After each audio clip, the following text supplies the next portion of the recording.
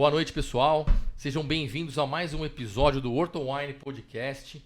Obrigado aí pela audiência. Inscrevam-se no canal. Cliquem na sinetinha que o Pichoxó adora, aquela balangada na sinetinha para você receber na sua casa os nossos vídeos mais novos, as atualizações do canal. Vamos lá mais uma vez, eu e o Lucão. Fala, Zé. Tamo junto. Bora, Obrigado, Lucão, Pichoxó. Eu agradeço, Pichoxó. É nóis. Tamo junto. Vamos aqui hoje um negócio técnico, master profissional aqui, dois monstros da ortopedia e da medicina da coluna. Temos aqui Dr. Daniel Jorge, que nada mais do que meu irmão, e o nosso colega, o querido Dr. Davi Del Curto, cirurgiões de coluna, tanto da parte técnica, parte de cirurgia aberta, como em técnicas, desenvolveram técnicas minimamente invasivas para fazer cirurgias de coluna, hoje tão aceitas e divulgadas aí no nosso mercado da medicina e da cirurgia de coluna. Obrigado pela presença de vocês aí, sejam muito bem-vindos. Obrigado aí. Prazer tê-los Valeu aqui. Vocês terem disponibilizado o tempo de vocês aí, que eu sei que a agenda é muito louca aí. Não, eu que Muito agradeço muito demais. obrigado. Uma Agradeço honra, um vocês. prazer Obrigado, enorme aí. A gente tá Prazer. É a junto. primeira obrigado. vez que a gente vai fazer em quarteto aqui. Quarteto, a primeira vez. A bagaça aqui, mas vamos lá. Muito bom. Vai dar certo. Que honra. Obrigado, viu, cara? A honra é toda nossa aí. Obrigado, viu? Obrigado mesmo, cara. Bacaníssimo. Vamos aí, cara. Como é que... Eu acho assim, vamos começar a bater um papo aqui. O Daniel, vou começar com o Daniel, depois passa a mesma pergunta pro Davi. Daniel, o que te levou aí pra cirurgia de coluna, para o pessoal entender? O que te levou? Por que você, Essa dentro loucura. da ortopedia, você Nossa, falou, cara. vou pra coluna, né? Que a na ortopedia, verdade, para todos, é bem subdividida. A gente sempre divide em várias áreas, né? Sim. E a coluna é uma área muito importante. E normalmente o especialista em coluna fica mais focado, realmente, porque é muito complexa as patologias e os tratamentos. E eu queria que o Daniel explicasse que horas que bateu. Falou, vou virar cirurgião de coluna. Sim. Cara, eu na verdade, assim, né? Eu primeiro fui para medicina com heranças aí do meu pai. Enfim, a gente tinha, né, muito orgulho de tê-lo lá como médico na família, tudo e tal. O André é meu irmão, né? E, enfim, eu no final da faculdade, eu tinha uma ideia de fazer urologia, veja só, né? Então eu cheguei na faculdade até a fundar a Liga de Urologia, porque eu ia fazer urologia, porque meu pai é ginecologista, então eu tinha essa ideia e essa vontade, né? Quando no sexto ano, eu vim nas férias do sexto ano, né, passar em São Paulo, que eu fiz faculdade em Taubaté, e aí fiquei com o André, que é meu irmão, fui pro IFOR, acompanhei lá no IFOR e tal, não sei o que, e me encantei com ortopedia. E aí falei, putz, vou fazer ortopedia, nós vamos ficar juntos, vamos trabalhar mais próximo e tal, não sei o que, e fui pra ortopedia. E eu, na verdade, sempre gostei de áreas assim mais complexas e tal. Então quando eu fui para ortopedia, eu já tinha uma vontade de fazer coluna mesmo. Então eu tive essa vontade desde o início. Pensei uma época em fazer quadril, especialidade de quadril. Acompanhei até o pessoal do quadril uma época, tudo e tal. Mas, enfim, eu quando entrei numa cirurgia de escoliose, na verdade, eu me encantei e falei, putz, quero fazer isso aí. E aí que bateu a vontade da cirurgia de coluna. Achei demais. A gente vê uma correção, né, de uma coluna, uma adolescente com uma deformidade. A gente conseguir corrigir, trazer esse conforto para o paciente foi o que me encantou na época. Aí você vê, né? O que me encantou na época foi uma cirurgia enorme, grande da ortopedia, Grande, e vai hoje eu tô tocar a indo pra vida na cirurgias minimamente invasiva. cada vez menores, né? E percutâneas e tal. Muito bacana. Coisas da vida. E você, Davi? Então, porque eu tenho certeza, antes até de te perguntar a mesma coisa, eu tenho certeza que nós vamos puxar um pouco a sardinha para o nosso lado como ortopedista. Nós gostamos muito da ortopedia até por ela ser uma medicina resolutiva, né? Você resolver o problema realmente daquela pessoa, pelo menos tentar resolver, mas ela tem um resultado que nos leva a uma conclusão, pelo menos, se deu certo, se não deu, mas a gente tem um objetivo final que é de resolver aquele problema, né? Então é muito objetiva, muito prática, no meu modo de pensar, você pegar a mão na massa e falar, pô, vamos fazer isso aqui com o intuito da gente resolver esse problema. Então a ortopedia é um negócio bem legal, e hoje em dia misturou com tecnologia, com cirurgias minimamente invasivas, integrou um pouco mais com essa parte de tecnologia, né, que a gente tem tanto no nosso dia a dia, que a medicina às vezes demora um pouquinho para acompanhar, mas é isso aí, ela foi evoluindo como tudo na vida e graças a Deus tá chegando nesse nível também. E aí também queria saber a mesma pergunta que o Lucas fez pro Daniel. Você, Davi, como que você foi nessa loucura de fazer cirurgia de coluna aí também? E já emenda, como é que você caiu na minimamente invasiva? Numa época que falava um pouco da minimamente invasiva. Como é que você foi para esse lado? A história é engraçada, né? Eu sempre tive uma atração especial por áreas cirúrgicas, né? Desde a época da graduação. E a ortopedia é exatamente aquilo que você frisou muito bem. É uma especialidade muito resolutiva. graças a Deus, a maioria das vezes para bem do que para mal. Obviamente, como qualquer especialidade cirúrgica, tem as suas complicações, mas assim, desde que você tome os devidos cuidados, elas habitualmente não são tão terríveis assim como a maioria das pessoas costuma pensar. Só que uma particularidade da minha residência na ortopedia é que a especialidade de coluna era a mais temida de todas. Eu lembro que os R1s passavam e eles falavam assim, os residentes mais velhos, pô, você vai passar na coluna, meu Deus, boa sorte. Mas era Não isso. sei se vocês lembram. Desafio, né? Então se prepara, que são cirurgias de 12 horas, são desafio. cirurgias que às vezes não tem fim, tem hora para começar, mas não tem hora para terminar. E o desafio é exatamente aquilo que me atraiu mais. Eu acho que tinha muito para desenvolver, acho que a área da coluna tinha muito espaço para crescer, para aprender. E exatamente na área da minimamente invasiva que eu encontrei a minha paixão e abriu essa oportunidade de fazer a minha subespecialidade na Coreia do Sul. Então eu fui aluno do Dr. Gun Choi em Seul. E isso, para mim, mudou completamente a minha vida e abriu, na verdade, uma paixão que perdura até hoje. Então isso daí é uma coisa que a cada dia eu tenho mais certeza que eu escolhi a especialidade correta dentro da ortopedia. Não, eu tenho certeza. Coluna tem que escolher correto. Que é o que você falou. 12 horas. Na nossa época, na minha época, do Lucas, era tipo 2 afastadorzinhos, um negócio desse tamanho. Você ficava em pé lá 12 horas sem ver absolutamente nada. O cara aspira aqui agora. Pá. Você não via nada, né? Você não via nada. E, assim, Horas hoje, e horas e horas de cirurgia. Isso é uma coisa que mudou muito, né? Antigamente você operava muito olho nu.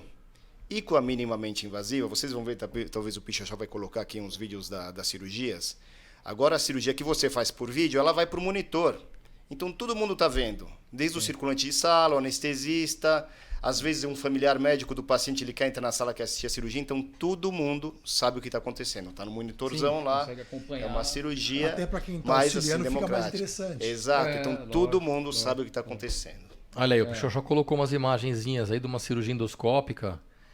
Aí não tem imagem da tela. Mas na verdade, é o dentro do instrumental, saquinho né? ali tem uma ótica, né, que leva essa imagem para a tela. Isso daqui é a ótica, né? Ele está mostrando, né, o cirurgião, ele manuseando a ótica. Isso daqui é uma ponteira bipolar. E aqui é o ponto, é um furinho realmente. É um furinho de 1 centímetro que o paciente, por onde entra a cânula de trabalho, dentro dessa cânula vai entrar a ótica, né? Ô, Pichochó, coloca aquela imagem daquele vídeo lá que vai dar pra... É isso aí, ó. Aí você vai ter essa imagem. Isso Essa daí é é o que a uma gente vê, né? A gente está manipulando isso daí, a imagem, depois de a gente descomprimir uma estenose de canal. Depois, posteriormente, ao longo do podcast, a gente pode falar das doenças específicas, mas depois, uma estenose de canal, um estreitamento do canal. E essa imagem que a gente vê depois de abrir um canal que está estreito. Então isso daí tudo é o saco dural e as raízes que estão livres no final da cirurgia. Esse é o check-up final. A conferência final que está tudo ok, a cirurgia não tem mais nenhum sangramento, está tudo solto, todos os nervos estão livres. O que tá? é Então isso que a gente uma vê. belíssima evolução, né, Davi? Porque assim, até então, a cirurgia de estenose, você tinha que abrir, fazer ali uma laminectomia ampla. Muitas das vezes acabava se tendo ali uma lesão de dura mater, que é chato de tratar, né? Evolui às vezes para uma fístula. Então assim, né, você conseguir transformar isso numa cirurgia com um furinho, né, minimamente invasiva desse tipo é bem satisfatório mesmo. Muito interessante. A grande evolução da cirurgia da coluna, o que a gente tem percebido é que a tecnologia de visualização, né? O cirurgião agora ele consegue enxergar melhor. Então é como se você introduzisse o teu olho dentro do teu paciente e você vê agora, não em Full HD, agora temos câmeras 4K nos principais hospitais aqui em São Paulo. Então isso daí para o cirurgião é uma facilidade enorme. Você poder enxergar vasos pequenininhos, controlar pequenos sangramentos, ver detalhes da anatomia neural, né? E prevenir exatamente o que o Daniel falou, de você prevenir lesões, né? Que podem retardar um pouquinho a recuperação do paciente, é uma coisa maravilhosa dentro da evolução técnica da cirurgia. Né? E o objetivo principal dessa evolução toda, tecnológica e tal, é você deixar o paciente numa recuperação mais rápida, minimizar risco para o paciente. Sim. É tudo isso que é legal. A tecnologia não é só para ser bonito e ver na tela, no vídeo e tal, que também é uma coisa legal, uma evolução legal. Mas o paciente tem que entender que essas técnicas, quando são possíveis de serem aplicadas, não são todos os casos, mas assim, para o paciente é uma solução muito melhor, né? De recuperação, pra todos, de né? risco de algum tipo de infecção, de risco de morbidades, comorbidades. Então, eu acho que isso é legal para mostrar que são técnicas novas, que poucas pessoas dominam essa técnica hoje em dia. Eu acho que não tem tanta gente. Aliás, não tem tanta gente especialista em coluna, se você for ver estatisticamente, né? Já é bem pouco, né? Então é uma coisa muito legal, muito bonita. Eu já tive o prazer de assistir com o Daniel uma cirurgia dessa também. Vi ao vivo, é sensacional, cara. É realmente fora do normal. Porque, na verdade, é isso, né? A gente também quer tentar minimizar riscos e ter as soluções mais práticas e melhores para os pacientes. Sim, claro. E a gente tem uma tendência hoje natural de tentar, assim, evoluir no tratamento, né? Então, claro, nós estamos falando de cirurgia, mas lógico que, inicialmente, nós vamos tentar sempre o tratamento conservador, tradicional, né? Então, o paciente sempre vai iniciar ali com fisioterapia, medicações, né? Repouso, Sim. vai entrar com a parte terapêutica clássica, convencional, né? E a gente normalmente vai evoluindo, né, em graus ali de intervenções. Então, por exemplo, né, eu acabei indo muito para o lado de intervenções percutâneas, né, com agulhas e tal. Então eu acabo muitas vezes indicando ali bloqueios, né, num primeiro momento, até para a gente ter uma noção se aquela dor do paciente de fato é uma dor, né, que vem daquele local. Então, por exemplo, você faz um bloqueio, você quer ter certeza se aquela dor é axial, é mecânica, é uma dor posterior da coluna, ou se é uma dor que vem do disco realmente, né? Então, o bloqueio, é interessante a gente citar isso, porque o bloqueio está muito em voga, né? O pessoal tem feito hoje muitos bloqueios e Deixa muitas essa imagem vezes, pro João. e muitas vezes a gente não sabe que o bloqueio ele serve também como um diagnóstico. Então, né, nos ajuda não só a aliviar a dor do paciente, mas a gente também chama de bloqueio teste terapêutico. Né? A precisão de um diagnóstico melhor. Sim, então é um bloqueio que você consegue definir. Olha, a dor realmente vem do disco ou não vem do disco, vem da faceta. E aí, numa segunda etapa, a gente vai poder, né, propor ou uma radiofrequência, ou enfim, evoluir para uma cirurgia endoscópica, se for no disco, e conseguir optar ali pela melhor opção. Isso que o Daniel está falando é uma coisa muito importante, né? Porque uma coisa muito comum do consultório, um paciente que chega e fala assim, doutor, minha coluna está toda ferrada, eu tenho 4 hernias de disco, acho que não tem mais solução. E na verdade, o que as pessoas geralmente não sabem é que não é que as 4 hernias de disco são sintomáticas. Geralmente uma das hernias de disco é assintomática, no máximo 2, vamos lá. Tá? Então, a grande maioria das pessoas já tem protrusões de disco, desgastes, mas que são, na sua maioria, assintomáticos. Isso é importante falar. Tá? Isso é muito importante saber. A pessoa fala, eu tenho uma hérnia de disco, como se fosse eu sou um condenado. E não é verdade, é super comum a hérnia. Os desgastes, as doenças degenerativas da coluna são super comuns a partir dos 30 anos de idade. Então, com 35, 40 já é normal. Fez uma ressonância, vem uma protrusão, uma artrosezinha, o paciente pode considerar normal ter ali uma Exato. Uma alteração de disco. Isso que o Daniel falou, né, da função diagnóstica do bloqueio é muito importante. Então, muitas vezes existe uma dúvida. Qual das hérnias, qual dos níveis da coluna que está ocasionando a dor do paciente? Você vai fazer um teste naquele ponto que você acha que é o mais sintomático. E o paciente melhora pelo menos 70%, 80%, 90% da dor dele. Esse é o ponto, aí é o lugar que você tem que focar. E as demais hérnias, não há necessidade nenhuma de Não tratamento. precisa mexer. É às diferente vezes- daquilo da abordagem, né? Como você deve ter visto. Eu vi antigamente na minha época, né? Como residente como R4, colegas que viam 4 níveis degenerados, operavam os 4, faziam umas cirurgias abertas enormes. Isso daí, hoje, graças a essa evolução do diagnóstico, da técnica, da compreensão da doença degenerativa da coluna, isso daí evoluiu muito. Foi uma curva de aprendizado muito interessante na coluna, isso que vem acontecendo, né? É uma coisa que está se construindo ainda. Mas é bem legal da gente perceber isso, porque nós viemos dessa época ainda, né? Então a gente viveu isso. E assim, vamos lá, era o que era indicado, era o que a gente fazia, né? De fato, a indicação era essa. Então a gente fazia artrodeses realmente, tal, fazia descompressões maiores, porque de fato era o que era indicado. O que era indicado na época, né? A gente tem que entender A medicina evolui. a medicina evoluiu. A gente hoje tem essas técnicas, né? minimamente invasivas, a gente tem essas técnicas todas que na época não existiam. Então a gente vai pode evoluindo. deixar aquelas imagens, porque eu queria que os dois explicassem, aí divide cada um, o que é uma hérnia de disco e o que é uma estenose de canal. Sendo que uma pode causar, mas que vocês expliquem o que é a hérnia de disco, né? E o que é uma estenose de O que eu canal. achava legal te mostrar, até essa imagem aí, até o Lucas que está mais próximo, o pessoal em casa aí, entender, na verdade, o que é o disco. O que é o nervo, disco o que é a está vértebra. marcado ali, né? Então, passa a bola. O que é o disco, a vértebra, na verdade, é a parte óssea, né? Que tem da coluna, né? Se vocês puderem explicar melhor, é que você está mais próximo, você pode mostrar aí, o Lucas. Na verdade, o Davi, assim, né? O disco... O amortecedor, vai, que tem entre uma vértebra e outra. É uma cartilagem, mas cartilagem. o disco ele tem um anel, né? Um anel concêntrico ali, elástico, e tem um núcleo pulposo. Né? Esse anel fibroelástico é que muitas vezes, com o evoluir do tempo, com degenerações mecânicas, né? Torções, enfim, quadros até genéticos e alterações na placa terminal, tanto na vascularização que vão nutrir esse disco, enfim, esse tipo de desgaste que pode acontecer ao longo da vida, né? Vai fazendo com que esses anéis acabam perdendo ali a sua capacidade de conter o núcleo, né? Podem gerar fissuras, rupturas, e aí o extravasamento, que nem aparece naquela imagem, tá vendo? Ali atrás não está bem claro, porque isso é um videozinho, na verdade está parado o vídeo, né? Ali. Mas ali assim, o núcleozinho, né, tá soltando para fora, e esse núcleozinho, a hora que ele solta, ele gera uma série de citocinas inflamatórias, de neurotoxinas, irrita a raiz, terminações musculares posteriores, etc.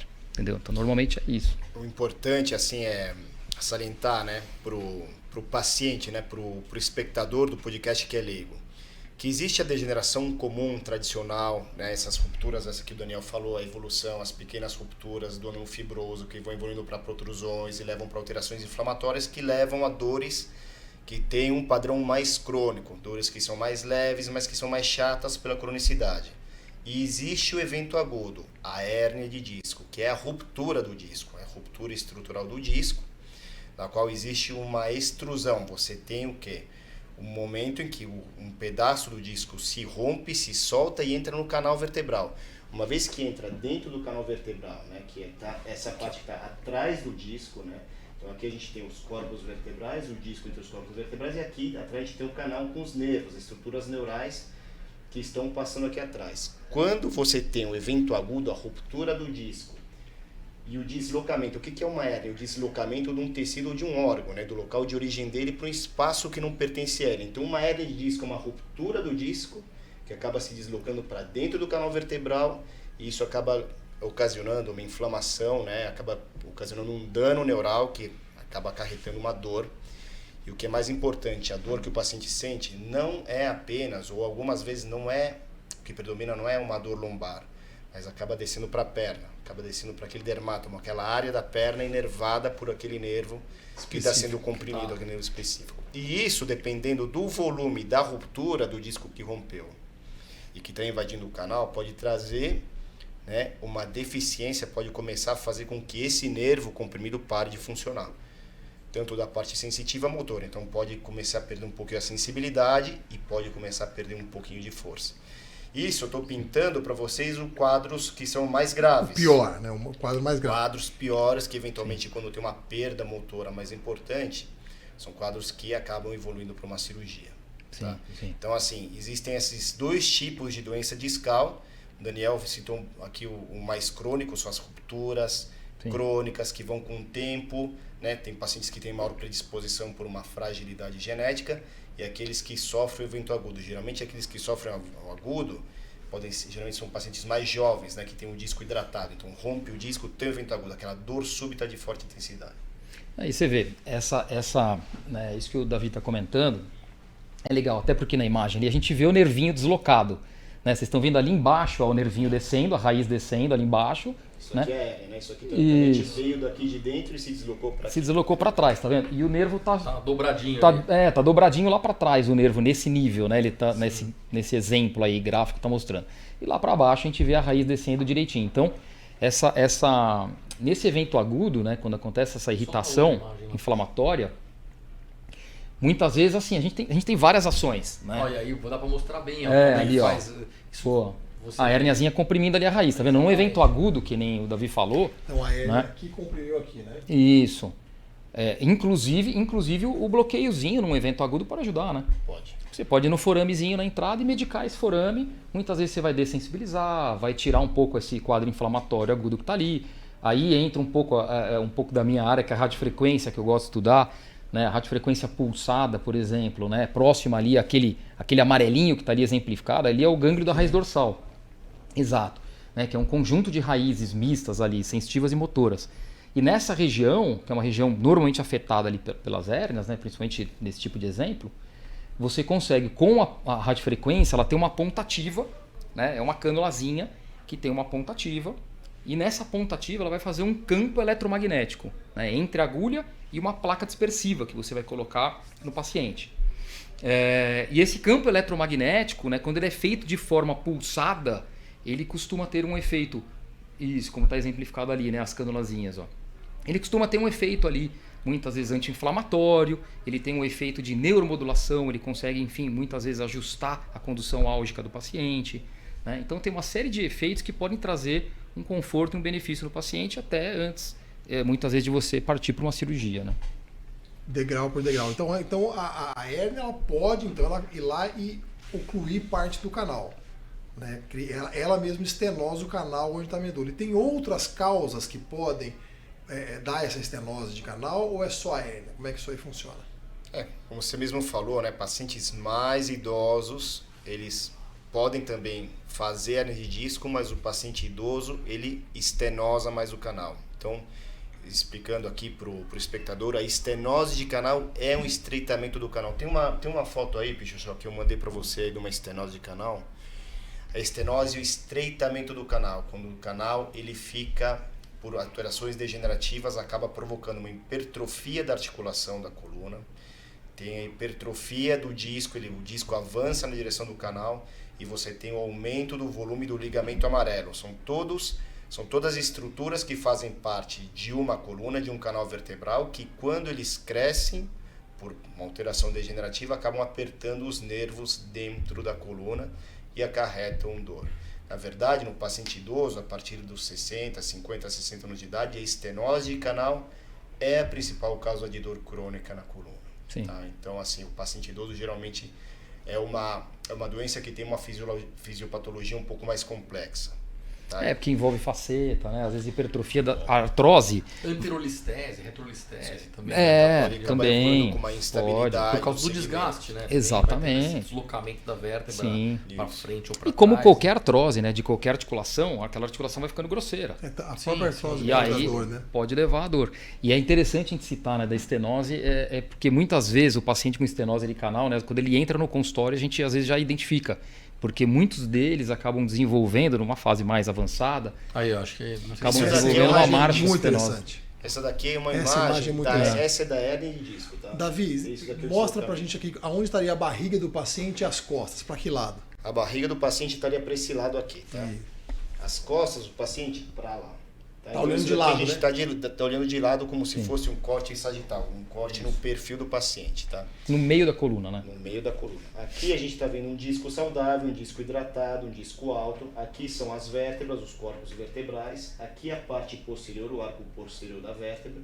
Aqui no meio o canal vertebral, esses fios pretos aqui são os nervos dentro do canal. Perfeito. Só para lembrar para vocês que a gente não tem medula na região lombar, né? A medula acaba na região da primeira vértebra lombar. De L1 para baixo, a gente tem a cauda equina. A cauda equina porque esse conjunto de nervos que saem da medula, eles lembram a cauda de um cavalo, tá? Então, esses fios pretos são os nervos e aqui a gente vê o quê? Esse deslocamento da massa do disco para dentro do canal, que acaba comprimindo o nervo dentro do canal vertebral. Então, Bela esse de uma disco hérnia, aqui, inclusive. Esse disco aqui ele teria que estar dentro, embaixo Isso. dos corpos dos Igual ossos. tá Igual lá em ali, cima. ó. Esse daqui de Isso. cima, ele não pode invadir esse conteúdo discal, ele não pode invadir essa área do Esse é o a área canal. nobre. Então o canal é essa parte branca. Isso, é a área nobre da coluna, a área onde a gente não pode ter. Então o que acontece? Uma hérnia de disco ela acaba funcionando como um corpo estranho. É uma estrutura que não devia estar no canal, ela se rompeu dentro do disco, ela acaba saindo do disco e invade uma área, Legal. um espaço que não pertence a ele. Legal. E essa compressão, vocês falaram que ela pode dar uma sintomatologia sensitiva, né, de sensibilidade, de formigamento, de perda de sensibilidade, e também a queixa motora, né, de perde o movimento, se for uma hérnia lombar do pé ou cervical da mão, perde o movimento. Essa perda de movimento e sensibilidade, ela é reversível, não é reversível? Como é que funciona a lesão, esse dano neurológico que aconteceu na presença de uma hérnia ou de estenose? Então, depende. Muito boa pergunta essa daí. Muito boa. Na verdade, assim, né? Depende muito do grau, do tempo que o paciente evoluiu também com essa compressão. Né? É interessante a gente lembrar que assim, o nervo ele tem a parte periférica do nervo, né? A parte sensitiva dele, a área sensitiva do nervo. Então, inicialmente, quando a gente tem uma compressão, que o paciente vai ter dor e alterações de sensibilidade. Né? E se esse quadro for evoluindo, a compressão for aumentando e pegar a parte interna do nervo, é onde estão ali, né, as fibras motoras. Então é quando o paciente começa a desenvolver alguma alteração de motricidade. Por isso que quando a gente encontra já uma alteração de motricidade e que se mantém por um período mais prolongado, né, são os casos que normalmente têm desfechos aí mais chatos e muitas vezes mais difíceis. Então a gente nunca tem assim, certeza absoluta de qual vai ser a evolução, né, de resultado de uma cirurgia ou de uma descompressão. Alguns pacientes ficam com alguma alteraçãozinha de sensibilidade. A grande maioria melhora gradativamente e tem um retorno de melhora. Mas assim, a gente ter essa certeza de resultado, hoje ainda é muito difícil, né?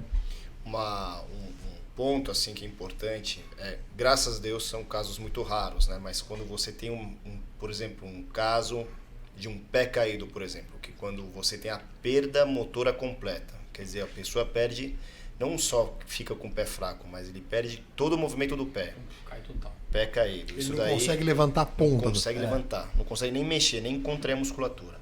Essa é uma situação cuja reversão é um pouquinho mais difícil.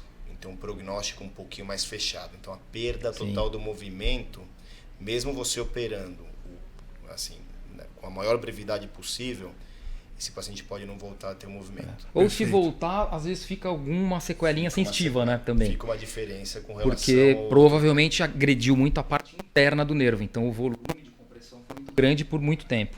O nervo é um tecido que não aceita desaforo. A gente precisa tomar muito cuidado. Graças a Deus a gente está falando mais das doenças lombares, né? Sim. É lógico que as doenças lombares são bem mais comuns, mas cervical também, quando a gente tem compressões cervicais com comprometimento medular, medula é um nervo, um tecido neural que aceita menos desaforo ainda. Então, toda vez que a gente tem uma compressão medular, cervical, torácica, com paciente com sintomatologia neurológica, esse é um quadro mais grave. Mais grave, requer uma intervenção um pouquinho, às vezes, mais agressiva ao ponto de precisar de uma cirurgia. Não, e as pessoas em casa, isso serve de alerta para quem tem sintoma, procurar um médico para avaliar e fazer essa avaliação. Quanto antes você descobrir, quanto antes tiver um diagnóstico, você trata e evita. É um problema totalmente evitável. Lógico. Né? Hoje o diagnóstico o especialista em coluna vai diagnosticar isso com muita tranquilidade, né? Não tem... Uma perda neurológica, assim, o paciente tem que saber também, referir isso daí. Eu perdi, estou com dificuldade para um movimento, tenho dificuldade para abrir uma garrafa, estou com dificuldade para segurar objetos. Cai o objeto da mão. Eu não estou, assim, eu lembro, tem pacientes, assim, uma queixa muito clássica, né? Pacientes com hérnia cervical C6, C7, eles têm perda do tríceps. E muitos deles são pacientes jovens e ele fala assim, não consigo carregar meu filho. Porque carregar um filho requer o quê? A contração do tríceps, ele não consegue levantar, erguer o filho. Então esses sintomas de perda de força, tem que ficar alerta e avisar o médico, né? Falar, olha, eu estou perdendo força. E hoje, né? E hoje a medicina que a gente pratica, inclusive, é uma medicina que integra várias áreas, né? Então a gente preza hoje para o paciente a preservação de uma boa alimentação, de um bom sono, de um exercício físico regular, você ter uma musculatura boa. Isso vai te ajudar no futuro a evitar lesões, prevenir lesões mais graves, né? Claro. Envelhecer com mais saúde, né? Mais saudável e evitar vários problemas, né? De hidratação, exercício. Então tem muita coisa legal hoje em dia que você pode integrar com a parte da medicina clínica. Estilo de vida é tudo, estilo de vida, tal, que tem que mudar. A pessoa tem que se conscientizar. Hoje muitas pessoas já se conscientizam disso, né? Mas é bom sempre a gente falar que o ideal é uma alimentação legal, você ter a prática regular de esportes, você ter um sono reparador, um sono saudável. Isso tudo vai te colaborar hoje no tratamento da dor e no futuro te auxiliar em várias coisas também, né? E tem que lembrar que assim, né, toda articulação ela é mantida e sustentada por músculos, tendões e ligamentos. Né? Então, se a gente não cuidar dessas estruturas primordialmente, quer dizer, com exercício, atividade física regular, né?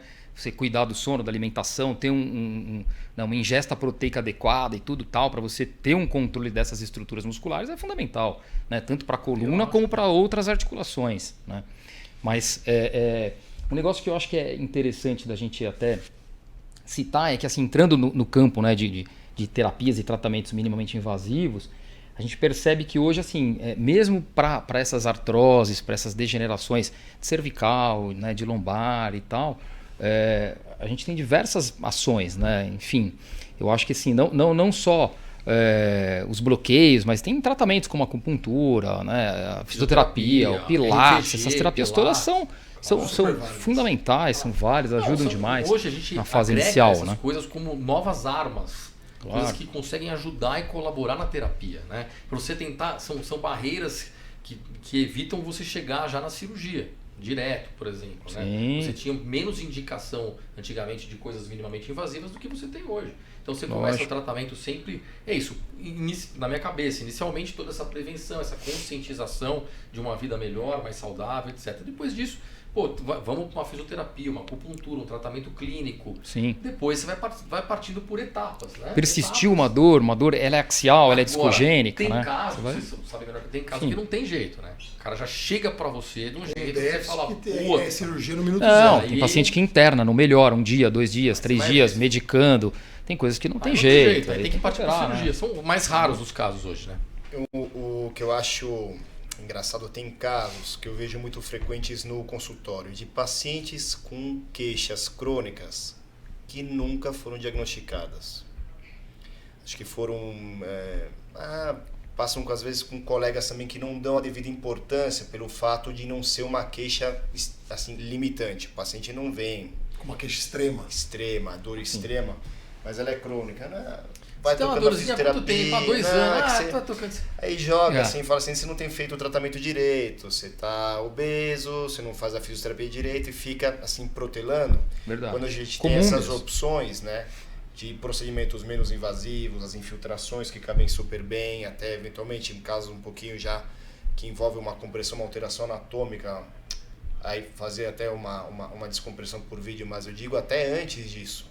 Sim. Então você tem muitos pacientes que carecem de diagnóstico.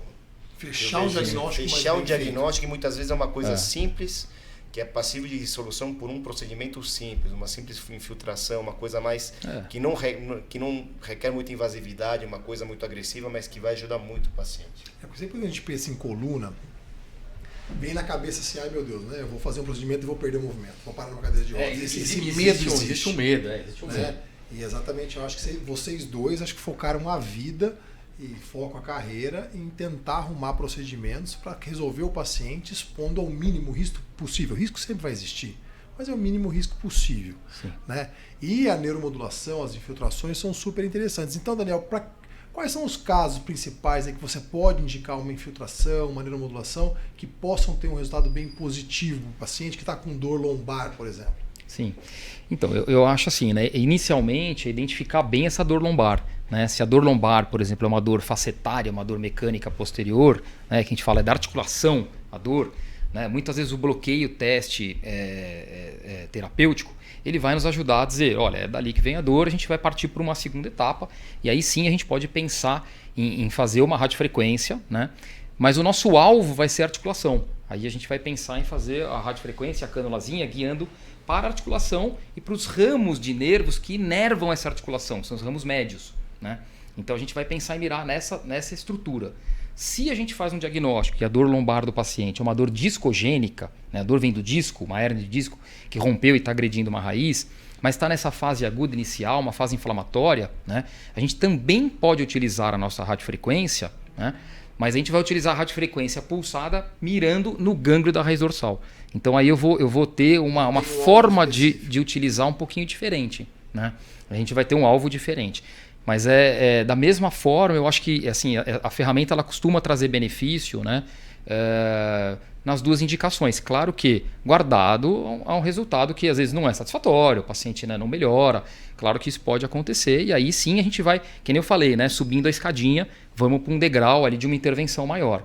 Mas se a gente conseguiu trazer um benefício e um conforto, né, para esses pacientes aí, é uma ferramenta interessante.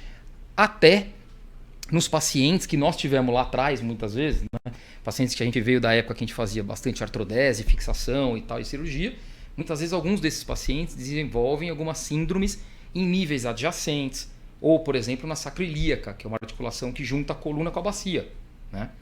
E muitas vezes é uma articulação que fica dolorosa e tudo e tal. E essa ferramenta da radiofrequência, por ser percutânea, né, com uma cânulazinha, e que a gente pode fazer muitas vezes guiado com raio-x ou até com ultrassom, né, que você com essa ferramenta consegue evitar eventualmente a radiação, né, ionizante.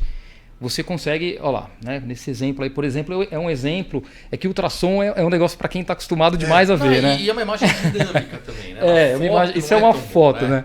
Foto é tão exato. Dinâmica. Mas aí dá para ver a agulha ali e tal. É que a gente já conhece, mas claro, tem que ter uma imagem dinâmica para você ter um pouco mais de noção, né? Isso é uma foto, né? Então é uma foto que é difícil, meio borrada e tal, é difícil de ver para quem está acostumado. Consegue imaginar embaixo daquela sombra ali embaixo, a faceta articular. Que é menino, né? Isso, é a faceta. Menino. Parece menino. Parece menino, mas sei lá. Mas não dá, eu tô brincando aqui, mas não dá pra saber. É uma imagem. Não, é uma imagem. Já é um exame que ele é examinador dependente. Você tá vendo a estrutura ao mesmo tempo que você tá fazendo o exame, né? Claro. E você guiando e tal. Mas, pô, aí por raio-x, por exemplo, é mais claro, né? Aí no raio-x é mais claro, você consegue ver, né, a articulação facetária ali, o caminho do ramo médio para a articulação facetária, onde as agulhas estão ali apontando. Então aqui está representando um procedimento minimamente invasivo por agulhas de radiofrequência na coluna, nas facetas e ramos médios. E ali antes era no ultrassom, né, aquela sombra, a gente vê ali embaixo aquela sombra. Se você puder voltar lá, deixa eu aquela imagem do ultrassom. Que é a mesma coisa, só que num outro ângulo. Aqui a gente está vendo aquele risco branco ali, é a cânula. Tá vendo? Esse risco branco é a cânula e lá embaixo é a faceta e a articulação. Então é uma cânula que está indo de encontro com a articulação. Não tem um vídeo, né? Você não tem, né? Tem. Mas o Pichochó não, né? Não sei se ele... Viu o vídeo, né? Ele tem um videozinho de uma sacroiliaca guiada por ultrassom ali, mas que a imagem não é boa também. Tá. A imagem... Não, mas legal, mas dá para entender que realmente para o pessoal que está vendo em casa acha estranho, né? Sim. Parece uma imagem que mas saber que tem, para um caso que ainda não tem uma indicação cirúrgica, um procedimento que pode aliviar a dor. Claro, simples, que dá para fazer com ultrassom, dá para fazer com raio-x. Tem e que pode aliviar a dor com a medicação. O que é interessante muitas vezes assim, o ultrassom, eu até vou dizer, porque assim, como eu disse antes, né, o bloqueio teste terapêutico é uma ferramenta que se tornou muito comum e é uma excelente ferramenta para nos guiar e ajudar a definir o diagnóstico, né? E assim, como é um procedimento comum, se a gente fica expondo, né, a equipe, todos e os pacientes à radiação, pode ser, enfim, no tempo, né, pode ser uma forma mais chata, de exposição e complexa. Então, assim, para a gente até se proteger e proteger toda a equipe, o ultrassom, para os bloqueios, eu acho que pode ser uma ferramenta bem útil e interessante, porque você consegue medicar a faceta, fazer o seu diagnóstico, né, de uma forma sem radiação, de uma forma mais rápida, muitas vezes dinâmica. Cirúrgico, né? Tirando dessa logística do cirúrgico, você faz um consultório, isso daqui, né? Então, assim, a logística... Aí dá para ter uma ideia ilustrada do negócio aí, ó. E dá para ter uma ideia também da proximidade que a cânula, que os procedimentos ficam dos nervos, né? Para ver que o procedimento é minimamente invasivo, mas é um procedimento complexo para mão treinada, né? Sim. Aí, na verdade, ele está mostrando o exemplo de uma cânula no gânglio da raiz dorsal, tá? Então, essa cânulazinha, ela está entrando próximo ao nervo ali, ó. Né? Ela não é na faceta articular. Na faceta articular ela estaria lá em cima, lá fora. Tá? Isso. Essa daí seria para um gânglio da raiz dorsal, na verdade, né? São dois sintomas diferentes, né? Para dois problemas diferentes, para deixar bem claro para o paciente que está vendo. Exame? Então, você está examinando um paciente, confunde um pouco? Olha, eu vejo o ortopedista? Isso daí. Eu vejo muitos casos. Qual que é o grande mistério, a maior dificuldade do especialista em coluna? É o paciente que vem com dor lombar pura. A dor lombar pura sem radiação, o especialista em coluna, o médico, ele tem que desvendar de onde vem essa dor. Sim. E existe uma crença, na verdade, que a principal causa de dor, e que como se a dor exclusivamente da dor lombar fosse a articulação. E eu vejo muitos casos que o gânglio, que o nervo irritado, muitas vezes é a causa, eu vejo na minha experiência do meu consultório, causa principal da dor mesmo axial. Sim. Então, pequenas hérnias de disco, pequenas protrusões que provocam uma irritação crônica do nervo, podem ser a causa de uma dor axial. Dor axial, entenda-se, a dor na lombar pura, sem irradiações. Então não corre a dor pro pé. Exato. Fica parada lá nas costas. É muito legal isso aí que você está falando, Davi. Então, assim, muitos bem casos interessante, que cara. eu vejo isso, dor lombar pura, que eu faço o bloqueio diagnóstico teste do nervo, não da articulação, o paciente fica top. 0 a 2. Então era realmente Era o problema no nervo. Então esses bloqueios para definir uma o irritação diagnóstico é fundamental. Fundamental. É uma arma no consultório. E assim, e é elegante. Sim, Porque você só deu uma picadinha na coluna do paciente e matou um diagnóstico que... Às vezes estava anos ali Estava arrastando. anos com a dor se arrastando, ninguém descobria, fisioterapia, remédio anti-inflamatório, tudo, e nada de resolver. Você foi lá, deu uma espetada, fez o diagnóstico e acabou sendo o terapêutico, resolveu a dor, pelo menos que seja temporário, mas se você tem o diagnóstico, você já abre Um leque, né? o leque, que é o seguinte, já posso ir lá resolver, posso ir lá entrar com a vida, Sabe o que é tirar legal? essa hérnia, soltar esse nervo e acabou o problema. Isso, Davi, que você está comentando, é muito interessante. Foi uma discussão que a gente teve agora no final do ano. Eu, enfim, tive o prazer de participar lá de um congresso mundial de Dubai, de dor, né? E uma das discussões foi exatamente isso. A dor discogênica sem radiculopatia. É um baita desafio, cara. Um baita desafio. Porque assim, a ressonância vem com quase nada de imagem. Não vem laudo de descrição ali nem da faceta, nem do disco. O disco é inocente, o paciente tem uma baita dor. E é um diagnóstico que fica ali largado, perdido. E assim, é a dor discogênica sem radiculopatia. Esse é um diagnóstico super difícil o que fazer, né? Na nossa realidade, difícil às vezes até de pedir procedimentos. É fácil E o mesmo não. paciente fica solto, né? Rodando, Passando de consultório em consultório, sofrendo com dor, bate no pronto-socorro e esse sofrimento. E falando de cirurgia endoscópica de coluna, por exemplo, não são todos os pacientes, até para os pacientes também entenderem, tal, não são todos os pacientes que têm indicação de fazer, né? Não são todas as lesões. Como você decide fazer uma cirurgia endoscópica ou uma cirurgia aberta, por exemplo, depois que você passou por todo esse procedimento, não passo a melhorou, passo. vai ter que operar, tá falando, pô, mas dá para fazer uma endoscópica? Ou não dá, cara, vou ter que fazer uma artrodese, abrir e fazer. Olha assim,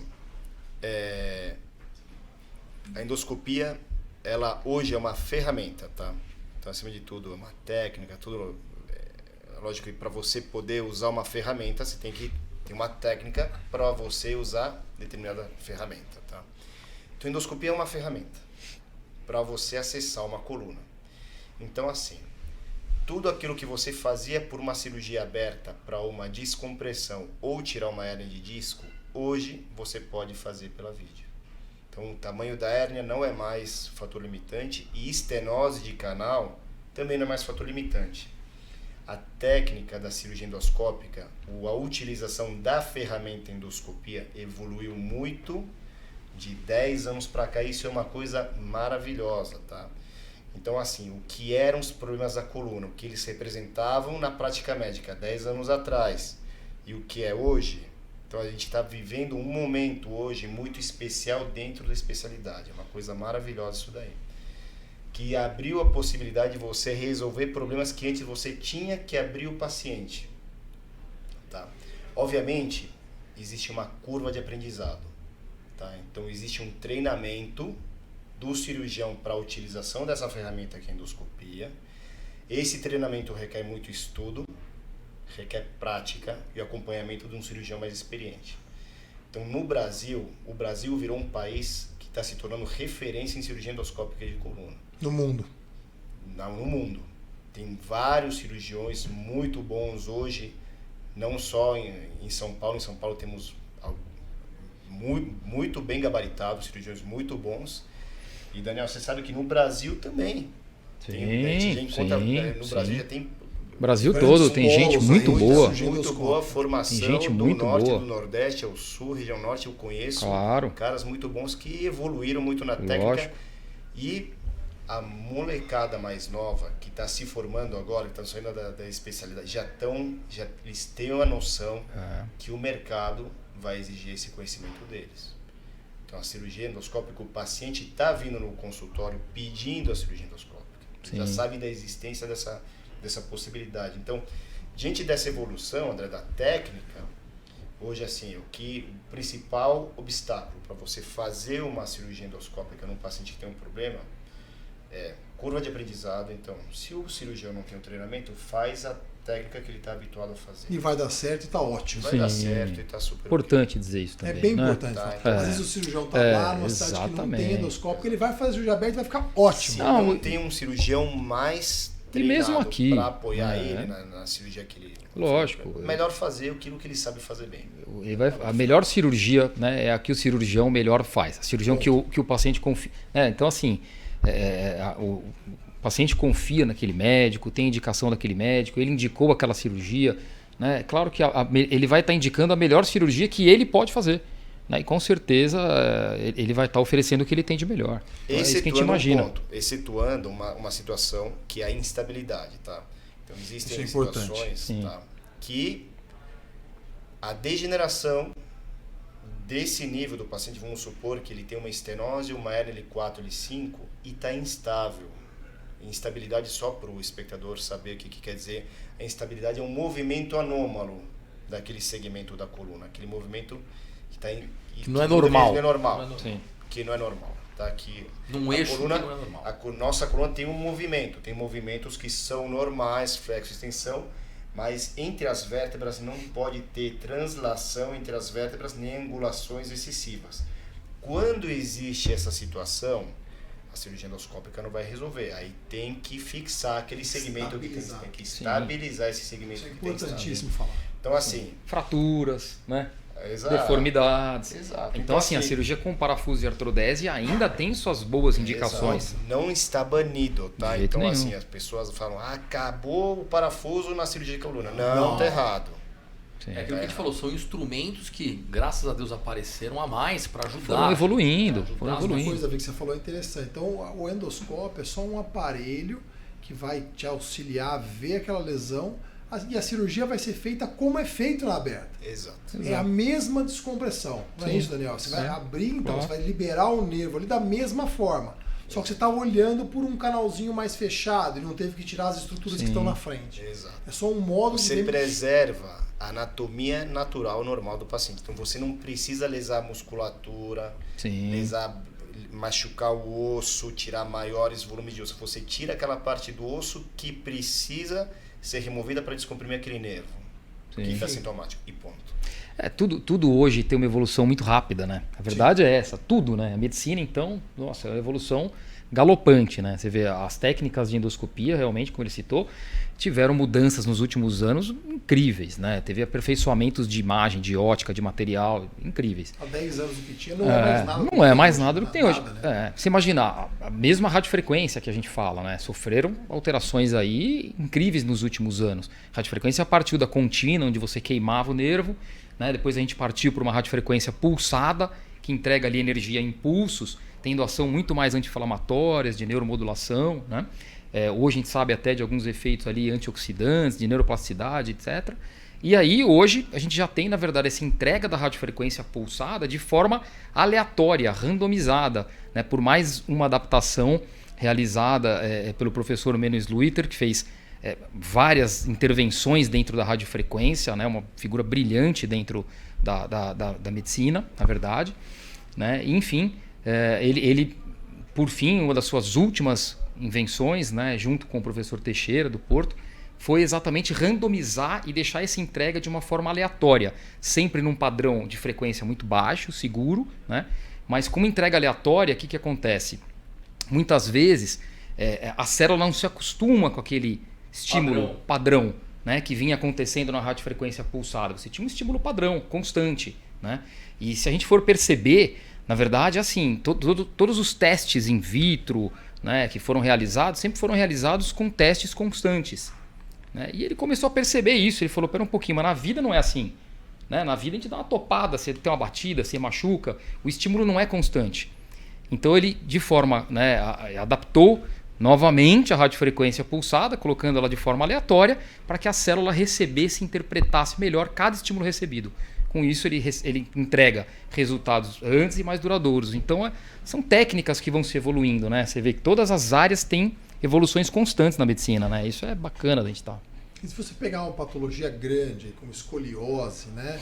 Que tem uma indicação cirúrgica, que muda bem o eixo do paciente, há possibilidade para uma técnica mínima invasiva ou não? Aí tem que fazer a técnica convencional, aberta, uma cirurgia grande como escoliose. É importante a gente ressaltar aqui. Bom, depende da indicação, né? Depende da idade do paciente. Existem aquelas growing rods, né? Que você pode, nas escolioses infantis, ampliar, né, as hastes corretoras da deformidade, né? De forma que você preserva, não precisa abrir toda a coluna de uma criança pequena. Existem acessos menos invasivos também, com colocação de queijos intersomáticos, acessos que preservam, né? Corrigem as curvaturas principais, tudo. Existe sim, mas não a ponto de você fazer um acesso por um furinho só, como é na doença degenerativa. Isso numa deformidade você não vai ter. Então é isso. Então a cirurgia, aí essas cirurgias maiores que exigem uma instrumentação, colocar mais parafuso na coluna. Que você precisa mudar, né, a mecânica da coluna, você precisa modificar uma anatomia. Estruturalmente. Exatamente, é uma coluna que algumas vezes ela já está rígida, né? Então não tem muito como fazer um milagre. Sim, assim, tem que corrigir um alinhamento, né? Você tem que corrigir uma deformidade. Aí precisa realmente de uma cirurgia um pouco maior. Como existem várias técnicas dessas, né, minimamente invasivas, mas são um pouco controversas, vamos dizer a verdade, né? Porque às vezes são vários cortinhos e tal, aí, enfim. E aí precisa ver se compensa fazer isso ou se realmente vai na técnica que você consegue. Eu acho que isso ainda talvez não tenha ainda chegado numa solução ainda ótima. São como outros chegou conceitos, né? São outros conceitos de correção de deformidade, né? Que você precisa corrigir uma curvatura que não era prevista, né, no paciente, uma escoliose, por exemplo, e você precisa alinhar principalmente o eixo do paciente, né? Então você não pode trocar um acesso menos invasivo por uma correção menor ou você não consegue corrigir o balanço, né, o equilíbrio do paciente, né? Então são outros parâmetros que são mais importantes, né? Lógico que a invasividade importa bastante também, mas você precisa levar em consideração os parâmetros que são mais importantes para você devolver uma qualidade de vida do paciente que tem a deformidade.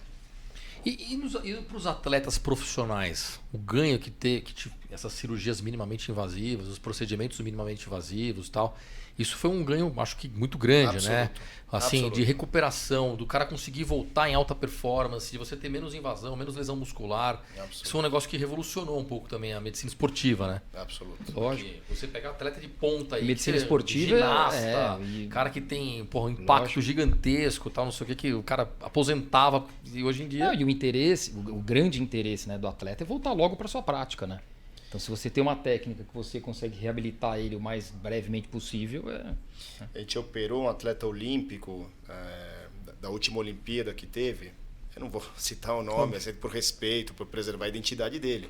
3 meses antes da Olimpíada. E ele, 90 dias. 90 dias e ele ficou em 4º lugar. Por pouco ele não pegou bronze. Não pegou uma medalhinha... Foi lá.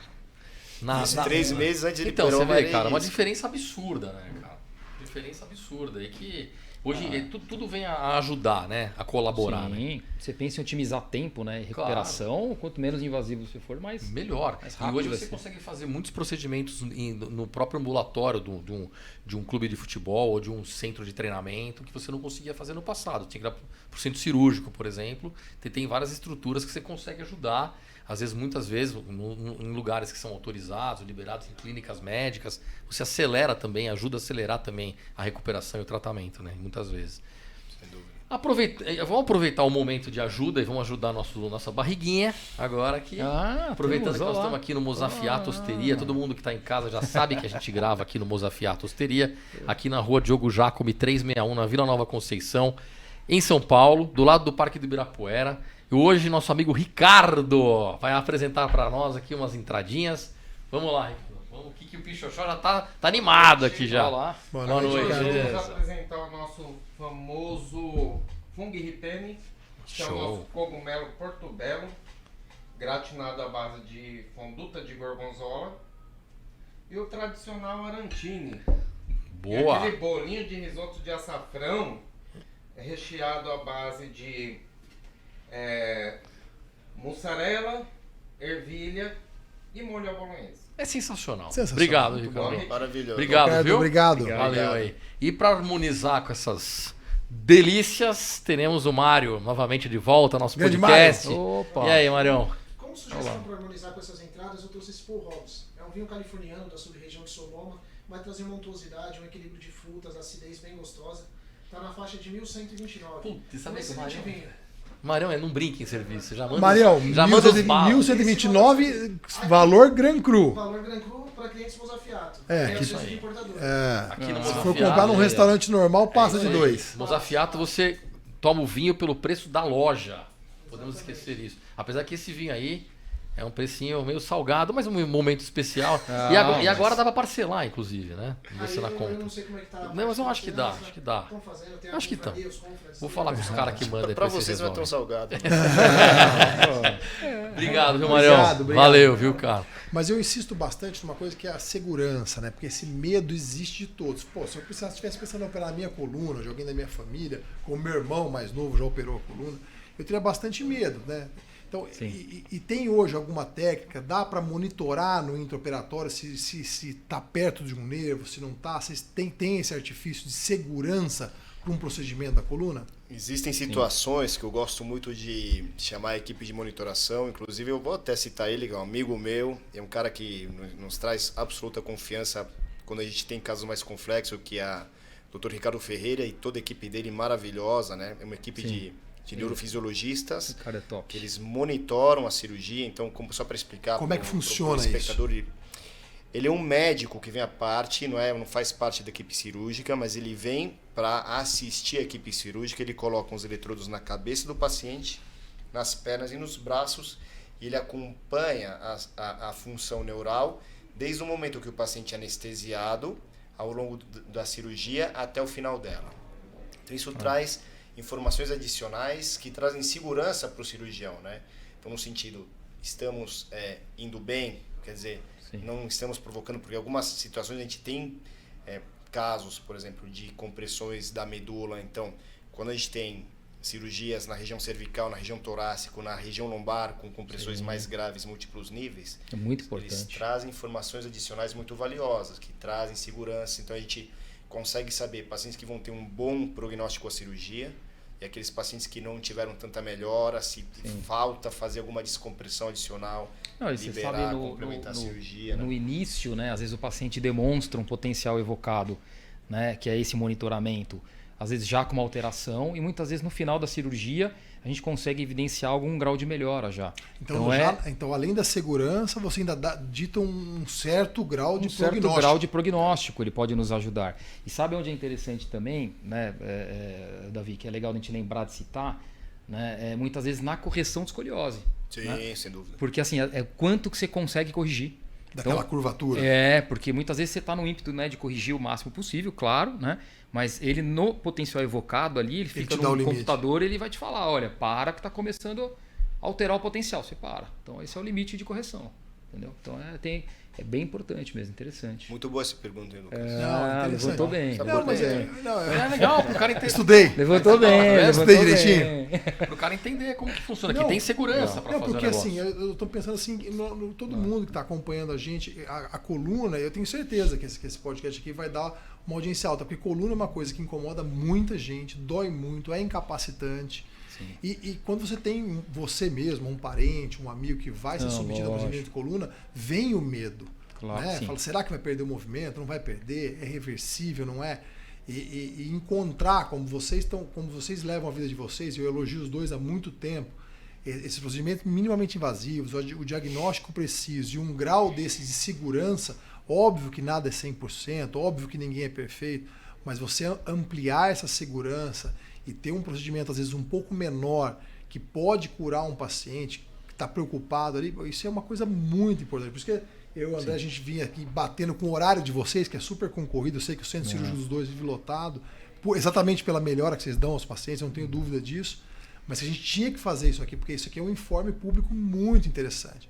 E também deixar claro, como vocês falaram, que a cirurgia tradicional, clássica, funciona muito bem, funciona. perfeita, Sim. mas que tem hoje técnica que você diminui essa invasão e pode ter um resultado mais seguro, melhor para o paciente. Isso é fundamental. Essa é a evolução da medicina que vai sempre um passinho atrás da engenharia, né?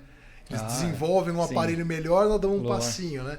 A engenharia é um grande aliado da medicina. É uma medicina linda que vocês fazem, uma área super Verdade. importante. Todos nós, né? Maravilhoso. Todos Sim, nós, mas vocês também. Essa parte da Mas aqui coluna. hoje é vocês. A cirurgia da coluna é fundamental. E quem, né, adulto, que está assistindo a gente, que já não teve uma crise de dor lombar, né? Quem não teve? Todo mundo já acordou um dia e falou, meu Deus, eu não consigo andar. É incapacitante. Né? Sim, claro. Pô, claro, e claro. aproveitando, não sei se vocês querem deixar um contato de vocês, Instagram, Daniel. Para algum paciente tirar uma Davi, dúvida, alguém que tiver uma exatamente, dúvida para mandar. acho que é pra legal você. deixar, o pessoal às vezes tira dúvida.